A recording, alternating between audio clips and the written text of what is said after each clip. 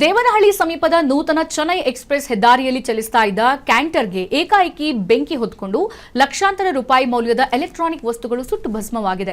ತಾಂತ್ರಿಕ ದೋಷವೇ ಅವಘಡಕ್ಕೆ ಕಾರಣ ಅಂತ ಹೇಳಲಾಗ್ತಾ ಇದ್ದು, ಚಾಲಕ ಸಮಯ ಪ್ರಜ್ಞೆಯಿಂದ ಪ್ರಾಣಾಪಾಯದಿಂದ ಪಾರಾಗಿದ್ದಾನೆ.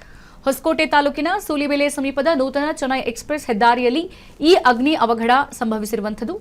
ಎಲೆಕ್ಟ್ರಾನಿಕ್ ವಸ್ತುಗಳನ್ನು ಸಾಗಿಸ್ತಾ ಇದ್ದಂತಹ ಕ್ಯಾಂಟರ್ನಲ್ಲಿ ಏಕಾಏಕಿ ಬೆಂಕಿ ಕಾಣಿಸಿಕೊಂಡಿದೆ. ವಾಹನದ ಎಂಜಿನ್ ಭಾಗದಲ್ಲಿ ಕಾಣಿಸಿಕೊಂಡ ಬೆಂಕಿ ಕ್ಷಣಾರ್ಧದಲ್ಲೇ ಇಡೀ ಕ್ಯಾಂಟರ್ಗೆ ವ್ಯಾಪಿಸಿದೆ. ಹೊಗೆ ಮತ್ತು ಜ್ವಾಲೆಗಳನ್ನು ಗಮನಿಸಿದ ಚಾಲಕ ಕೂಡಲೇ ವಾಹನವನ್ನು ರಸ್ತೆ ಬದಿಗೆ ನಿಲ್ಲಿಸಿ ಹೊರಬಂದಿದ್ದಾರೆ. ಇದರಿಂದ ಅವರು ಸದ್ಯ ಪ್ರಾಣಾಪಾಯದಿಂದ ಪಾರಾಗಿದ್ದಾರೆ. ಟಿವಿ ಸ್ಕ್ರೀನ್ ಮೇಲೆ ವಿಜುವಲ್ಸ್ ಅನ್ನು ಗಮನಿಸ್ತಾ ಇದ್ದೀರಾ. ಕ್ಯಾಂಟರ್ ಫುಲ್ ಹೊತ್ತಿ ಉರಿದಿದೆ. ಆ ಕ್ಯಾಂಟರ್ ಅಲ್ಲಿ ಎಲೆಕ್ಟ್ರಾನಿಕ್ ವಸ್ತುಗಳು ಇದ್ವು ಅಂತ ಗೊತ್ತಾಗ್ತಾ ಇದೆ. ಸೊ ಸದ್ಯ ಚಾಲಕ ಪ್ರಾಣಾಪಾಯದಿಂದ ಪಾರಾಗಿದ್ದಾನೆ. ಚಿಕ್ಕದಾದ ಹೊತ್ತಿಕೊಂಡಂತಹ ಕಿಡಿಯಿಂದ ಅವನಿಗೆ ಗೊತ್ತಾಗಿದೆ ಬೆಂಕಿ ಹೊತ್ಕೊಂಡಿದೆ ಅಂತ ಹೇಳ್ಬಿಟ್ಟು.